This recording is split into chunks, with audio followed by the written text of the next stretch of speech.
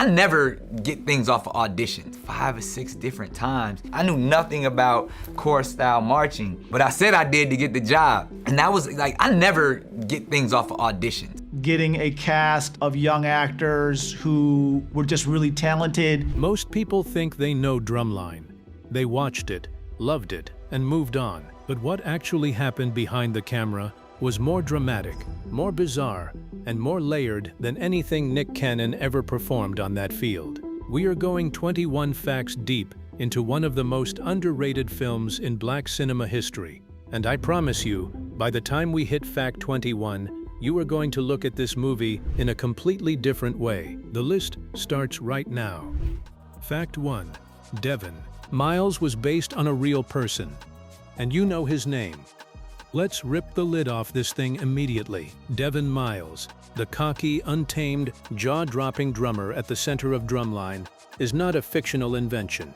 He is a biographical sketch of one of the most decorated music producers in the entire history of the recording industry. His name is Dallas Austin. Before Austin was crafting Grammy-winning hits for TLC, Boyz II Men, Madonna, and Michael Jackson, he was a teenage snare drummer in a marching band in Columbus, Georgia.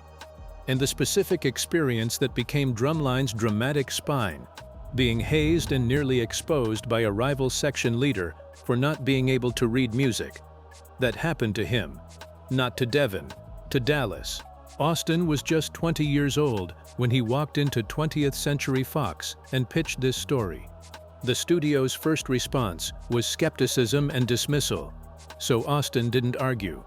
He pulled out footage from a Georgia Dome Battle of the Bands and pressed play. The room went silent. Devon Miles is not just a character. He is a love letter from a man to the version of himself he left behind on a drumline in Georgia. Fact 2. The film spent nearly a decade in Hollywood purgatory. Fox greenlit it. Great. Movie gets made, right? Wrong. After that green light in the early 1990s, Drumline fell into development hell, that brutal limbo where a project exists on paper but has no real momentum. There was a version set in the Midwest with zero HBCU energy that went absolutely nowhere. Austin reached out to Quincy Jones for guidance. Jones told him bluntly, "You need a powerful ally inside the system." That tip led Austin to producer Jody Gerson, who connected him with Wendy Finnerman, the woman who produced Forrest Gump. Together, they walked back into Fox and repitched it to executive Elizabeth Gabler at Fox 2000. This time, Gabler responded, with one condition: move the story from high school to college. That single note sent the entire screenplay back to page 1, close to a decade of work, and the whole foundation shifted. Sometimes the delay is the blessing. The 2002 version was sharper and more culturally specific than anything that could have emerged in 1993. Fact 3. The screenwriter threw almost everything away. When Tina Gordon Chisholm first read the existing Drumline draft, her reaction was essentially, "This cannot be the movie." The original script featured a black teenager who couldn't read, not music, literally couldn't read, going to a predominantly white school and injecting funk into a stiff band program. Director Charles Stone III had already passed on it. He wasn't comfortable with how it handled race. Chisholm traveled to Tallahassee to spend time with Dr. Julian E. White, the legendary director of the Florida A&M University Rattler Marching Band. What she found there shattered her expectations. These were not students playing instruments at halftime. These were athletes operating within brutal heat, late-night rehearsals, and a hierarchy of traditions that rivaled professional sports culture. She came back and rebuilt the film from scratch. The only element she kept from the original was the core flaw: a kid who can't read music trying to survive in a world where that secret could end everything. Everything else you love about Drumline grew from that trip to Tallahassee. Fact 4. T.I. and Lil Wayne both auditioned for the lead role. Before a single frame was shot, the casting of Devon Miles quietly became one of the most consequential audition rooms of that entire era. T.I., the Atlanta rapper who would define the next decade of hip-hop, came in and read for Devon. The energy was there. The hometown connection felt almost poetic. But the role required one hard thing: actually learning to play drums. T.I. heard that requirement and walked out. He wasn't doing it. Here's the twist.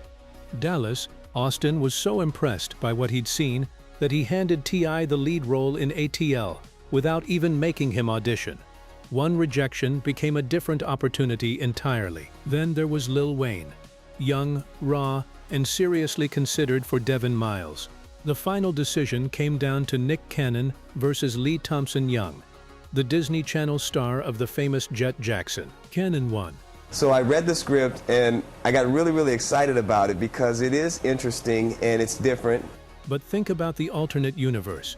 T.I. as Devon Miles, Lil Wayne in a marching band uniform. The road, not taken from that one audition room, would have reshaped multiple careers. Fact 5. Nick Cannon slept with drumsticks tied to his hands. Nick Cannon was a comedian, a TV personality, a Nickelodeon kid. He was not a drummer. But Cannon made a decision in pre-production that defined everything. He was not going to fake it. For 2 months before filming, he practiced drumming for approximately 6 hours every single day alongside his drum double, Jason Price, a Florida A&M graduate, who later performed with both the Atlanta Hawks and Atlanta Falcons drumlines. Price handled the close-ups that required elite technical precision. Cannon handled everything else himself. And then he went further. He tied drumsticks to his palms every night while he slept, so his hands would absorb grip and positioning even while unconscious. He developed real scars on both hands from the pressure. Years later, he told interviewers the scars were still there. In an industry built on shortcuts, the level of physical commitment from a first-time leading man was something else. Nick Cannon earned Devon Miles. He didn't just play him. Fact 6. Zoe Saldana was trying to escape the exact world she landed in. By the time Drumline entered production, Zoe Saldana had a specific problem she was actively trying to solve. She was a classically trained dancer, technically gifted, physically precise, and she desperately wanted to leave that identity behind. When she transitioned into acting, the whole strategy was to step away from movement and choreography-adjacent roles. Then Drumline showed up and dropped her right back into that world. She took it anyway, and immediately hit a wall. The culture she was being asked to inhabit, Southern HBCU marching tradition, with its specific energy and emotional language, was completely foreign to her. As she put it directly, she was black, but she wasn't Southern black. And inside that world, that distinction is enormous. The role of Layla wasn't hers alone to claim either. Kerry Washington, who would become one of the most powerful women in American television, came extremely close to getting it. Saldana won. The career that followed, Avatar, Guardians of the Galaxy, the biggest franchise films of the last 2 decades, all of it traces back to a marching band movie she almost didn't want to make. Fact 7. The director was already a global pop culture phenomenon. Here is a connection most people never make. Charles Stone III, the director of Drumline, is the same person who conceived and starred in the Budweiser What's Up commercial, the late 1990s campaign that became a global phenomenon and earned a place in the Clio Advertising Hall of Fame. Before that, Stone directed music videos for A Tribe Called Quest, The Roots, and Public Enemy. He understood Black American music culture from the inside, and he knew how to make rhythm visible on screen. When Drumline was first presented to him, he passed. The Midwest version, with no cultural specificity, had nothing that interested him. He came back 6 months later, when the story relocated to the South, and immediately saw what it could be. His genius was treating the band sequences like championship sports. Urgency, stakes, respect for the athletes in front of the camera. His music video background gave him a visual language for rhythm that most narrative directors simply don't have. This was his second feature film ever. You would never know it. Fact 8. The school is fictional. Everything around it is real. Atlanta A&T University does not exist. There is no such school anywhere in Georgia, but the locations you see on screen are completely real. The primary campus was Clark Atlanta University. Several scenes were shot at Morris Brown College. Both are genuine Atlanta institutions with genuine histories. The Morris Brown Marching Wolverines appeared as the Chung rival program and brought absolutely no interest in pretending to compete. Performers filling the Atlanta A&T side were recruited from high school and university band programs across Metro Atlanta. Those who needed preparation were trained by band director Don Roberts, brought on specifically to make everyone on screen look like they belonged in that world. The Georgia Dome itself appears in key sequences, grounding the fictional story in one of Atlanta's most recognizable real spaces. The Prairie No. School is invented. The culture is not. That is exactly why it rings true to anyone who has ever lived inside this world. Fact 9. The fraternity in the film is 100% real. Most films invent fictional Greek organizations to avoid complications. Drumline did the opposite. Kappa Kappa Psi, the national honorary band fraternity featured throughout the film, is a real, active organization founded in 1919, and the production went all in on accuracy. The actual Kappa Kappa Psi flag appears on screen. The real colors are displayed correctly. Genuine symbols, chants, and calls used by real chapter members were embedded in the script and performed accurately. Look carefully, and you can also spot representations of Tau Beta Sigma, the sister organization, woven into the background of certain scenes. This was not accidental. The filmmakers knew the HBCU band community is deeply knowledgeable and fiercely protective of its traditions. One wrong detail, and you lose the exact audience you were trying to celebrate. For real Kappa Kappa Psi members, seeing their organization represented honestly on a major movie screen for the first time was genuinely significant. The film earned that credibility. It didn't fake it. Fact 10. Fox didn't believe in it and nearly killed it multiple times. Let's sit with how close this film came to never existing. When Dallas Austin first pitched a movie about marching bands, Fox's response was not enthusiasm. It was dismissal wrapped in a question. What's so interesting about marching bands? The project survived that meeting by a thread. It entered development purgatory. Executives rotated. The cultural moment the original script was chasing passed entirely. At multiple points across that decade, walking away was the logical choice. Austin didn't walk away. What finally turned the room was Georgia Dome footage of a real HBCU battle of the bands. Thousands of performers moving in unified, athletic, breathtaking rhythmic precision. When Austin put that in front of executives, they finally understood what he had been trying to explain for 10 years. This wasn't a story about uncool kids with instruments. This was warriors. This was spectacle. This was cinema. Every executive who spent a decade asking, "What's so interesting about marching bands?" got their answer. It just took a movie to make them hear it.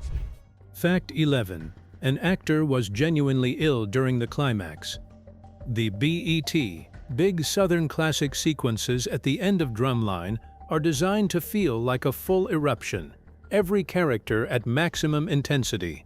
Everything on the line. But for Leonard Roberts, who played Sean Taylor, those scenes were filmed under circumstances that had nothing to do with scripted drama. Roberts was genuinely ill during the production of the film's climax. Not movie sick, actually sick. If you go back and watch him in those sequences with that context in mind, it becomes visible. He looks physically diminished compared to his earlier scenes. The sweat reads differently. He stayed on set. He delivered every take. He honored his commitment to the production and to every person on that crew. And here's the remarkable part. Most viewers never noticed or read his physical state as Sean's dramatic exhaustion after a grueling emotional journey through the film. Real illness absorbed by a fictional character arc, and the audience never breaks immersion. Roberts channeled everything his body was putting him through into something the story could use. Fact 12. The box office numbers made everyone who doubted it look foolish. Drumline was budgeted at approximately $20 million. Modest by major studio standards, especially for a production requiring hundreds of performers across multiple real locations. What came back was a genuine shock. The film earned over $56 million domestically and roughly $1.2 million internationally, totaling around $57.6 million worldwide. That is close to a 3-to-1 return on the original investment. The audience validation was even more striking than the numbers. An A+ cinema score cannot be manufactured. Studios cannot buy goodwill at the theater exit. People either walk out feeling something or they don't. Drumline made people feel something. Critics responded too, 82% on Rotten Tomatoes, calling it a film that made familiar territory feel genuinely fresh. For a project that Hollywood spent a decade refusing to take seriously, those numbers were not just success, they were a verdict. Fact 13. The end credits are still part of the performance. Most people click away the moment a film's credit sequence begins. If you did that with Drumline, you missed one of its most deliberate creative decisions. As the closing music plays, the cast and crew names don't simply appear and fade. They enter the frame and exit in patterns, spinning in, sweeping across, dissolving in choreographed sequences that mirror the movement of a real marching band navigating a field formation. Charles Stone III made a specific call. Every frame of this film should feel like it belongs to the world it's celebrating, including the last ones. For HBCU band alumni watching in theaters, the response was reportedly emotional, a film that refused to stop being itself even when it was technically over. In most movies, the credit sequence is an afterthought. In Drumline, even the afterthought was choreographed. Fact 14. The Jason Weaver connection nobody ever mentions. Jason Weaver played Ernest, Devon Miles' most loyal friend, the warmth and moral center of the film's ensemble. Most viewers recognized him from television and moved on. What they didn't know was this: Weaver was the singing voice of young Simba in The Lion King in 1994. Well, you were the singing voice of young Simba. Yeah. So you were what, about 11, 12 years old? He was also the actor who played a young Michael Jackson in the 1992 television miniseries The Jacksons, An American Dream. By the time Drumline arrived, he was already a decade into a career shaped by two of the most significant entertainment events of the early 1990s. His quieter, ensemble-driven role here brought an authenticity the film genuinely needed. Weaver understood rhythm, discipline, and what it means to be part of something larger than your individual talent, which happens to be the central lesson of the entire movie. He later appeared in ATL and went on to a recurring role in Showtime's acclaimed drama The Chi. The singing voice of young Simba and the screen version of a young Michael Jackson both ended up inside an HBCU marching band.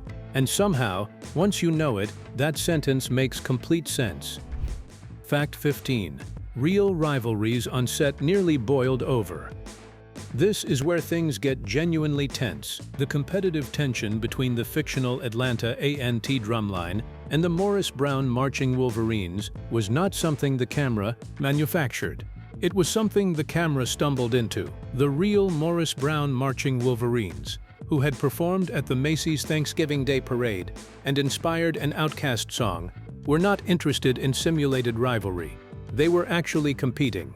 Cast members later described a psychological shift during production. The longer they trained, the longer they performed under Atlanta A&Ts, the more they genuinely believed in those identities. By the time they stood across the field from Morris Brown, they weren't playing characters who thought they were better. They genuinely thought they were better. Multiple crew members described watching it unfold and not being entirely sure it was still a movie. The final competition sequence was filmed deliberately last, after months of intensive training, so the actors could be as technically capable as possible opposite real professional-level drummers. Even then, the energy was described as electric and unpredictable. That is not scripted drama in the climax. That is something that got out of the filmmaker's hands in the best possible way. Fact 16. The pitch footage that changed everything was years old. Here is a detail that ties the entire origin story together. The footage Dallas Austin used to silence that Fox conference room. Me going to Fox and telling them, hey, we should make a movie about this kid that can't read music and he, plays in the marching band and da-da-da-da. The Georgia Dome Battle of the Bands clip that finally made executives understand what they'd been refusing for a decade was not produced for the pitch. It was archival footage, real recordings of real HBCU bands performing in front of real crowds. Austin had been holding on to it for years, waiting for the right room. When he finally played it, the power wasn't in the production quality. It was in the undeniable reality of what was on screen. Thousands of people, perfectly synchronized, athletic, explosive, cinematic before anyone had intentionally pointed a camera at it. Austin didn't convince Fox with a pitch deck. He convinced them by showing them a world that had been right in front of America the entire time. They just needed someone to turn the screen on. Fact 17. The drum double went straight to the pros.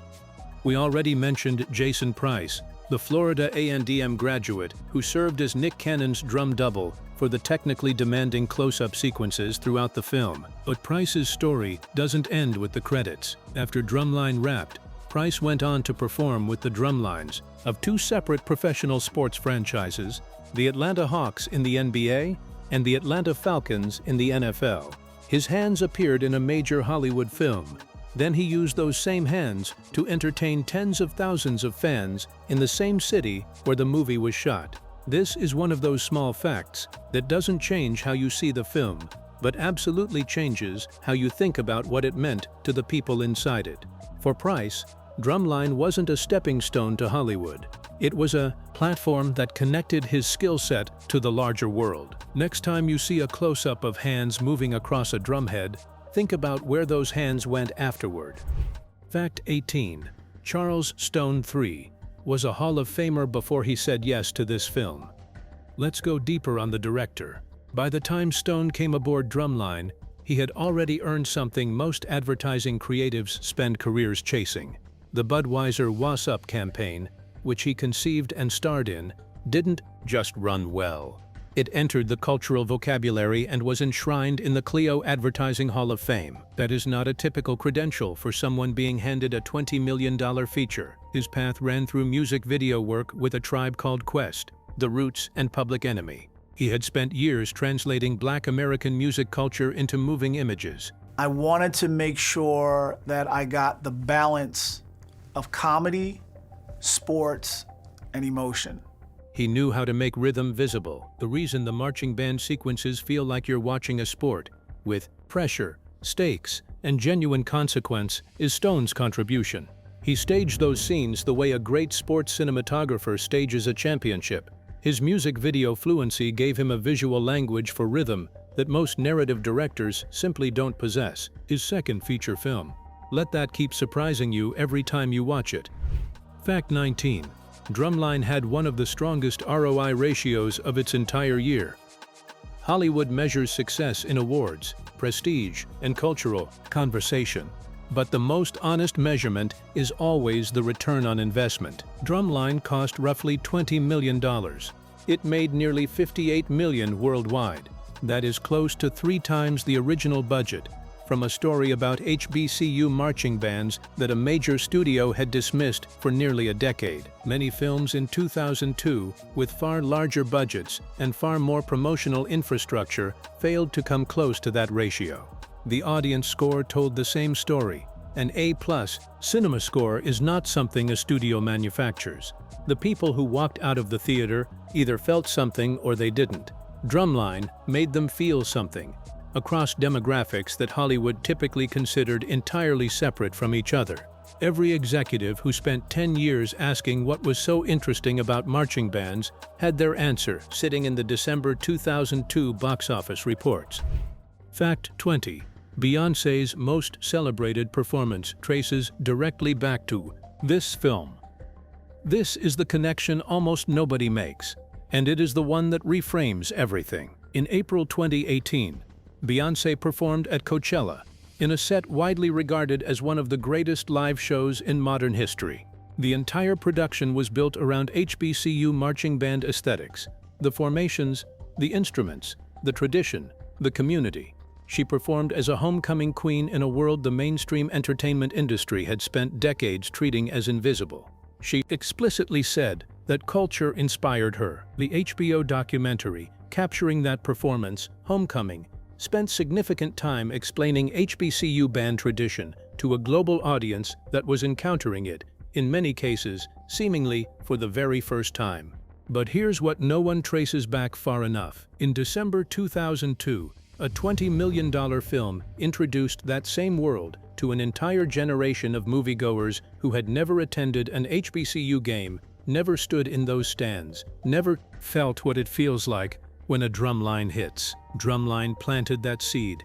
It took 16 years to bloom into what Coachella represented. But the soil was prepared in 2002 by Nick Cannon's Scarred Hands and Dallas Austin's Decade of Refusing to Quit.